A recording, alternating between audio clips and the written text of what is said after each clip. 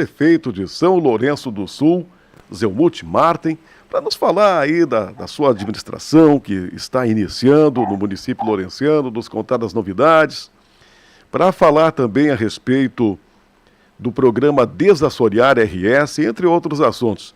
Prefeito Zelmut, um bom dia, é um prazer recebê-lo. Bom dia, Alberti. Bom dia a todos os ouvintes da Rádio Acústica.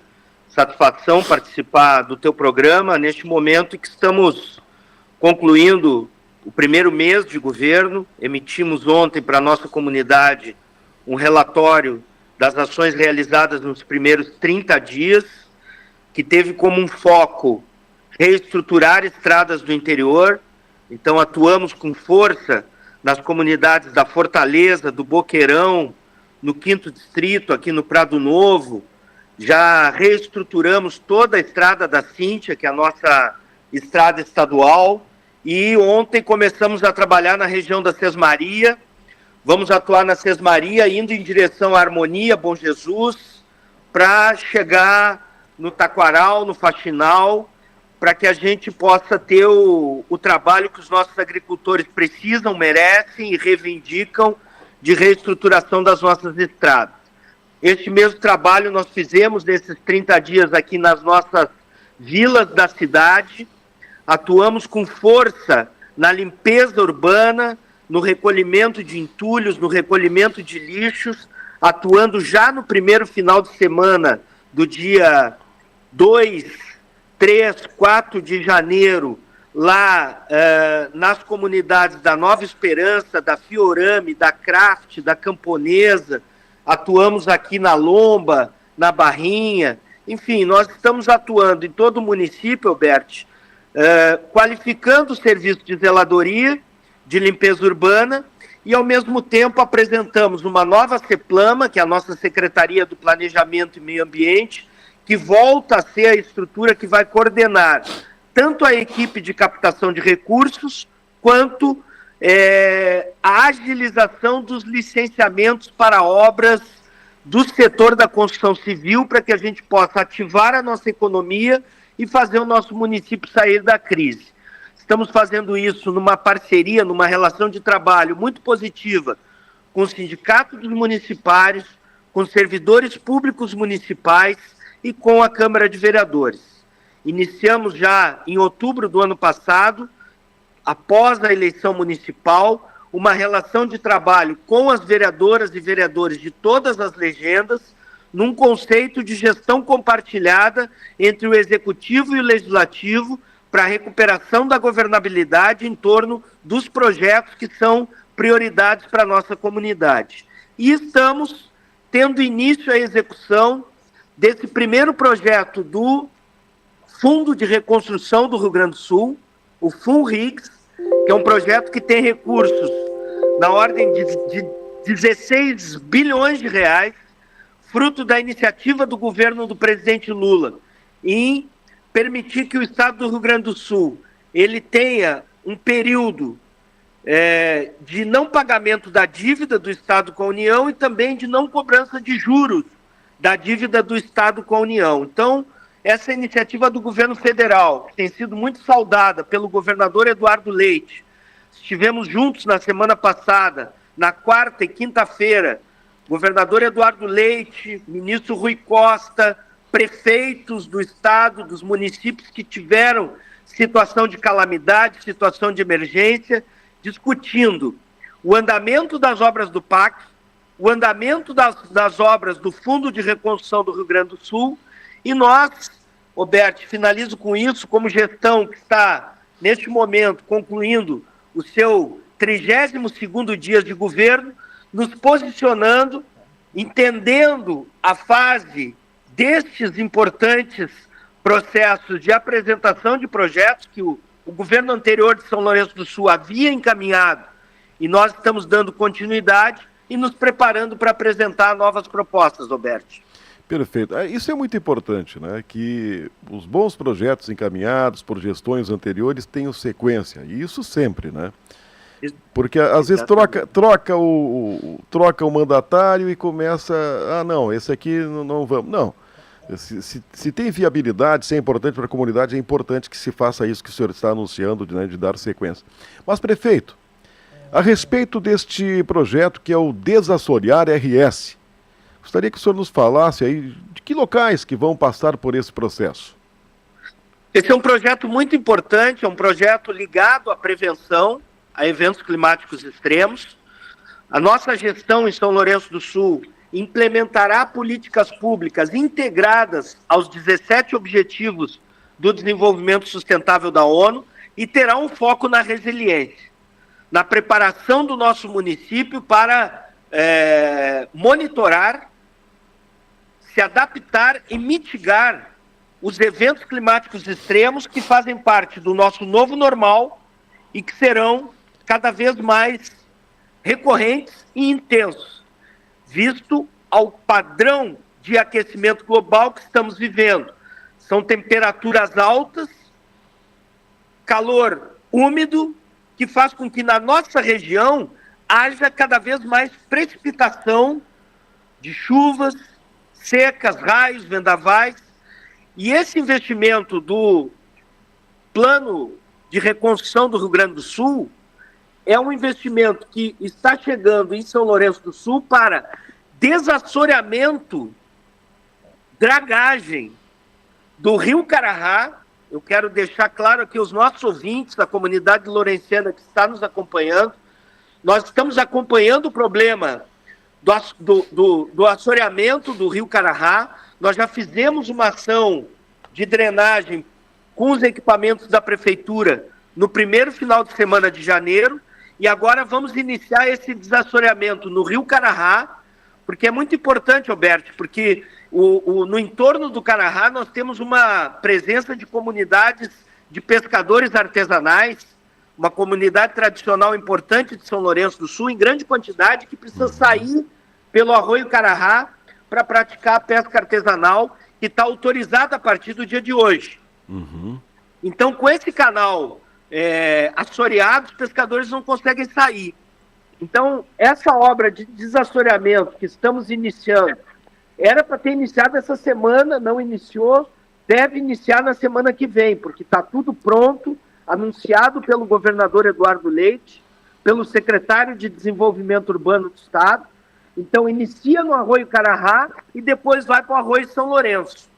Só para deixar claro para o nosso ouvinte, claro que toda a audiência da Acústica, que faz um trabalho excepcional, eu quero sempre cumprimentar, Alberto, a ti, ao Fábio Renner, a toda a equipe da Rádio Acústica por esse trabalho importante que faz de disseminação de notícias verdadeiras. Porque o mundo está sob a ameaça antidemocrática das notícias falsas. E o trabalho que a Rádio Acústica faz de notícias verdadeiras, ouvindo os prefeitos, as prefeitas, os vereadores, os parlamentares, tratando de temas de interesse da nossa região, da Costa Doce, é muito importante. Então nós temos, São Lourenço está com a sua zona urbana de frente para a Lagoa dos Patos.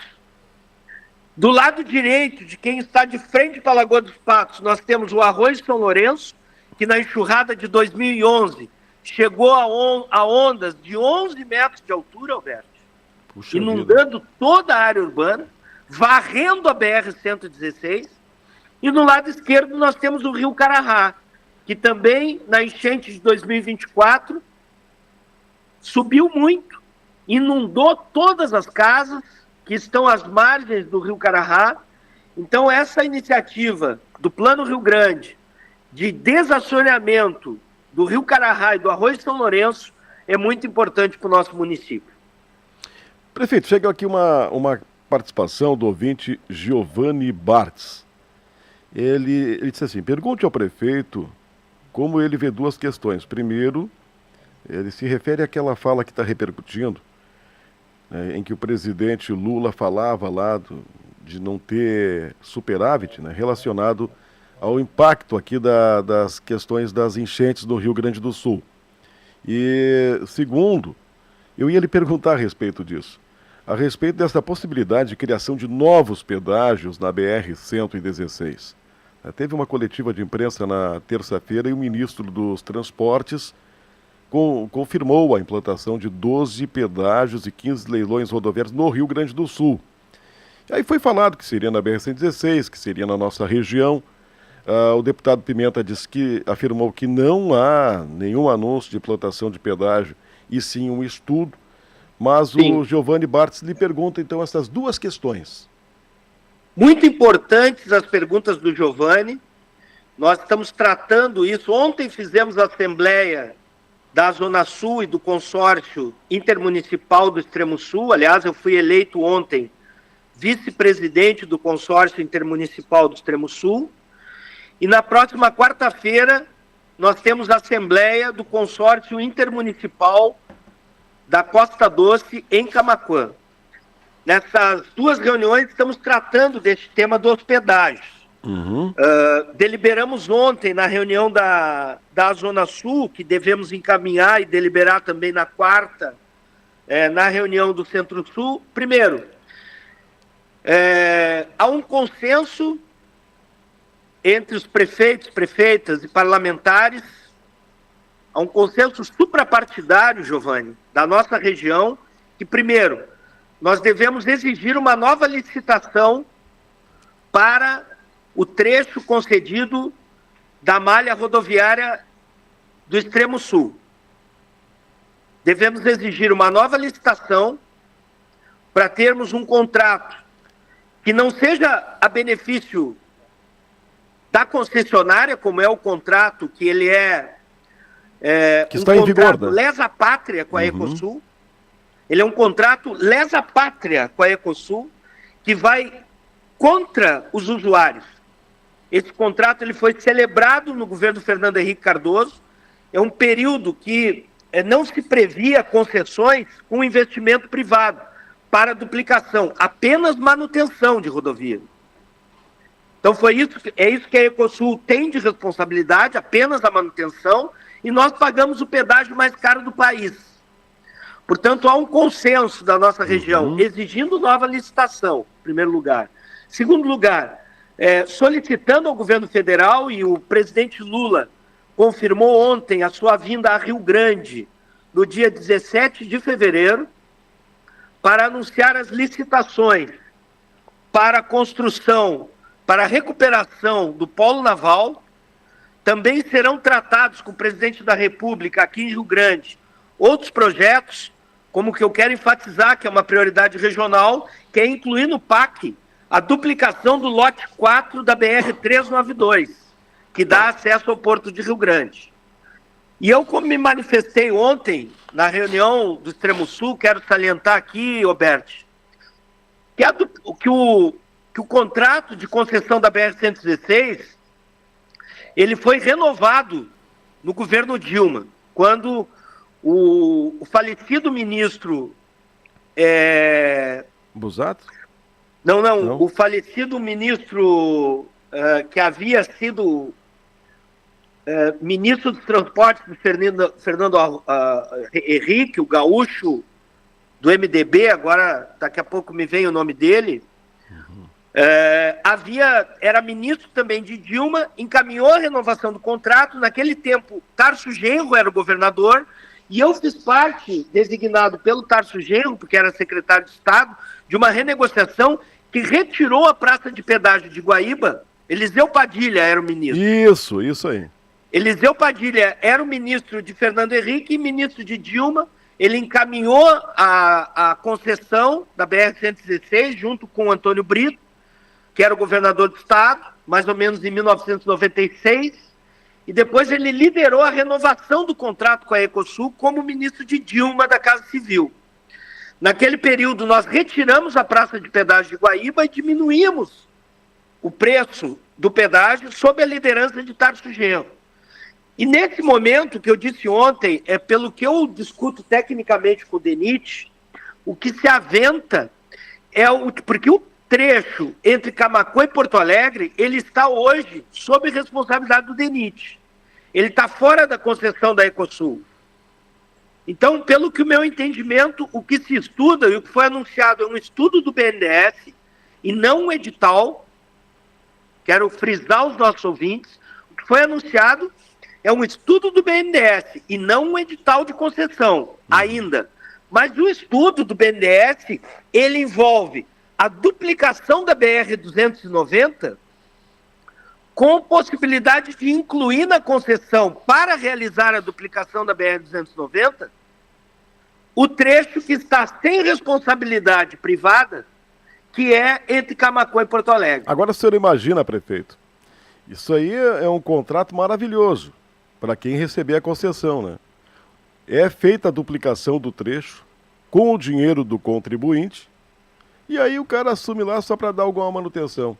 Não, assim, fico feliz que o senhor diga que é suprapartidário essa posição de não a pedágios, ou para pelo menos tentar um contrato novo que não seja draconiano como o atual, onde se paga o pedágio mais caro do Brasil, porque a nossa região, prefeito Zelmuth, ela precisa avançar, precisa crescer. Se a gente for ver em relação a outras regiões, né, a gente está bem atrasado. E ao mesmo tempo, a gente vê que lá em Arroio do Sal vai ter um porto. Pô, se eu vou para Arroio do Sal pagando menos pedágio, vou vir para Rio Grande, então a região inteira perde, né? O Arroio do Sal, no meu entendimento, ainda são estudos, viu, Roberto? Eu estive com o ministro de Portos e Aeroportos na minha última viagem a Brasília, juntamente com uma comitiva da nossa região, e a própria Portos RS, que é a empresa do governo do estado responsável pelos nossos portos e hidrovias, e ficou claro que o que está em discussão sobre Arroio do Sal ainda é, no meu entendimento, um projeto que ainda tem um longo caminho pela frente. Exato, mas prefeito, se há a possibilidade, existe o risco. Sim, com certeza. E imaginemos, esses contratos, estas concessões, elas são por um tempo longo. Daqui a pouquinho, 20 anos pelo menos. Né? Então, se há essa possibilidade, muito possivelmente, neste período de 20 anos, já vai estar operando. Né? Eu tenho muitas dúvidas, viu, Roberto? Eu entendo que no caso de Arroio do Sal, há muito mais um afã político do que um business plan que comprove um payback para o possível investidor privado com viabilidade para fazer o investimento lá. Especialmente pela existência do Porto de Rio Grande, que é um dos principais do país, e também porque temos outros portos em Santa Catarina muito próximos. Daqui a pouco alguém pode pensar aqui da região, mas eu moro em Camaquã, moro em São Lourenço, e se é lá em Rio Grande, não.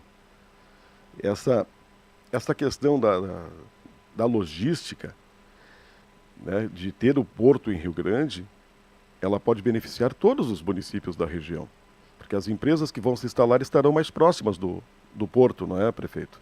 Não, exatamente. E com a conclusão da duplicação da BR-116, que hoje está 85% dela finalizada, e que até o final do ano que vem nós devemos ter ela totalmente pronta, a nossa região, Camaquã já é um hub industrial importante. E a nossa região, ela tem toda a condição de se consolidar como uma região que tem muitos indicadores favoráveis para a atração de novas unidades industriais ao longo da BR-116, aproveitando a logística que há do Porto de Rio Grande, do Porto de Pelotas, a própria presença desse investimento bilionário da CMPC na Barra do Ribeiro. Então, todo esse contexto, ele traz benefícios que eles são e precisam ser trabalhados de maneira regional. Mas só para encerrar a questão do pedágio. Então, há um consenso de todas as lideranças exigindo nova licitação para o trecho do Extremo Sul, exigindo inclusão do lote 4 da BR-392 nos processos de duplicação, seja pelo PAC ou seja responsabilizando futuras concessionárias. Há uma clareza que novos contratos de concessão, eles são irreversíveis, e o que nós precisamos discutir com o governo brasileiro, com a ANTT e com a iniciativa privada, porque eu quero lembrar, esse contrato com a Ecosul, ele teve autor, foi o governo Fernando Henrique, juntamente com o governo Brito, liderado pelo ex-ministro Eliseu Padilha, autor desse contrato, que era normal na época fazer uma concessão apenas pela manutenção. Hoje o país todo discute concessão prevendo investimento privado para duplicação. E eu entendo que é isso que está sendo debatido em relação a 290. Mas, claro, o contrato e a tarifa, ela tem que ser em favor do usuário. Ela não pode penalizar a região, como você bem disse. E, por fim, essa questão, a minha defesa, eu sou um profissional que há 20 anos se dedica à transição energética, à economia verde e à reversão do aquecimento global, ao cumprimento das metas do Acordo de Paris e o atingimento das metas dos ODS que estarão sob avaliação em 2030. O que acontece? O planeta ele está vivendo o ponto de não retorno da crise climática. Portanto, a minha defesa é que os investimentos em prevenção, mitigação e adaptação aos eventos climáticos extremos, a seca, a enchentes, a vendavais, a incêndios, a tufões, a granizo, estejam fora do teto de gastos. E precisa ser feito um aporte internacional para apoiar os países em desenvolvimento. Até porque, prefeito, os países internacionais que pressionam o Brasil, lamentavelmente, já destruíram muito da sua natureza. E hoje cobram do Brasil. Né? E é claro que todos nós temos que prevenir, que temos que defender o planeta. Só é contraditório que as pessoas que nos acusam já destruíram suas áreas, né? Na verdade, o que há, né, Alberto? De forma clara e objetiva falando e técnica, né? Há um conjunto de metas subscritas no Acordo de Paris que o Brasil é signatário e que o Trump acabou de abandonar novamente. Então, o negacionismo da ciência, que é o mesmo negacionismo climático que o Trump representa em escala global, ele tem a proposição da desresponsabilidade com a crise climática. E há um grande esforço global, liderado especialmente pelo Antônio Guterres, presidente da ONU, mas também por muitas nações importantes e muita sociedade civil inteligente, que respeita a ciência, de que o que acontece? A meta do Acordo de Paris era evitar que o planeta alcançasse 1,5 grau Celsius em elevação superior ao que foi registrado no período pré-industrial. Sim, prefeito, nós gostaríamos de continuar, mas chega o espaço do Gaúcha na hora certa, nós precisamos concluir. Agradeço a sua gentileza de atender e fica o convite para a gente continuar conversando aqui. Muito obrigado, agradeço o espaço e gostaria muito sim de conseguir permanecer refletindo tecnicamente sobre um tema que é estrutural sobre o nosso futuro, que no meu entendimento precisa estar fora do teto de gastos, onde nações como Estados Unidos, China, países da Europa precisam colaborar com os países em desenvolvimento para enfrentar essa emergência climática que é gravíssima. Um grande abraço, um ótimo dia. Certamente a gente vai continuar, Zé Múcio. Um grande abraço.